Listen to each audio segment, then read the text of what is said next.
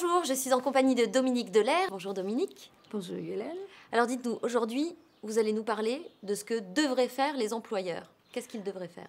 Travailler comme tout le monde, mais si possible, avec un minimum de travailleurs handicapés, puisqu'on les nomme comme ça, ces salariés-là. Ça fait très longtemps qu'ils ont l'obligation d'avoir 6% de travailleurs handicapés. Les années précédentes, il y avait beaucoup d'exonérations et puis les sanctions étaient très minimes. Depuis 2005, les choses sont différentes puisque une fois la mise au point passée et quand on rentrera véritablement dans la loi, l'amende sera de 1500 fois le SMIC horaire par individu. J'aime bien... Nous sommes des individus, par individu manquant, par salarié manquant dans les 6%.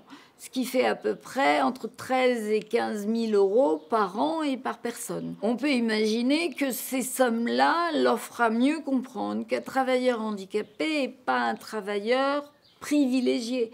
D'abord, en quoi il est privilégié? Il a une visite avec le médecin du travail une fois par an, alors que c'est tous les 2 ans pour les autres salariés. Il a 1 mois de plus de préavis si on licencie. Et d'ailleurs, comme tous les salariés, il peut être licencié pour inaptitude, ce qui est quand même beaucoup plus le cas pour un salarié handicapé que pour un valide. C'est un travailleur qu'on doit faire travailler, puis de plus. Il a la plupart du temps dans son effectif des gens qui sont en train de combattre une maladie grave, qu'il connaît puisqu'ils ont souvent des arrêts de travail. Il sait pouvoir s'en servir pour l'effectif. Mais pourquoi s'en servir et ne pas en même temps avoir peut-être une politique sociale qui va faire qu'il y a une étude d'ensemble avec le médecin du travail pour que cette personne puisse être la plus efficace possible et non pas contre-productive si elle a à faire 2 choses en même temps, travailler et soigner quelque chose d'important.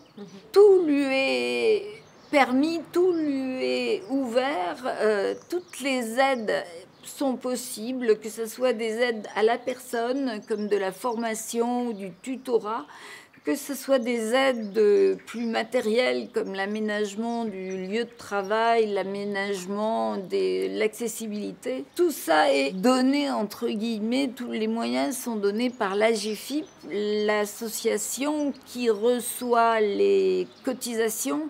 Moi, je parlerais plutôt d'amende des entreprises qui n'ont pas les 6%. Et puis, il y a quelque chose que je voudrais absolument faire passer. Il ne faut écraser la mauvaise idée ou le mauvais souvenir que les gens en invalidité ne peuvent pas travailler. Si le médecin du travail est d'accord, ils peuvent travailler, qu'ils soient en première, 2e ou 3e catégorie. 3e catégorie, c'est mon cas. Eh bien, j'ai pour travailler une tierce personne professionnelle, quelqu'un qui m'accompagne pour faire les heures d'autoroute, quand je vais donner des conférences, quelqu'un qui va aller porter le courrier à la poste parce que je ne vais pas m'habiller, changer de fauteuil, rentrer dans ma voiture, tout ça pour aller mettre une lettre dans une boîte. Ils ont toute facilité pour employer des personnes handicapées et pourtant c'est encore maintenant la catégorie de salariés où il y a le plus de chômage.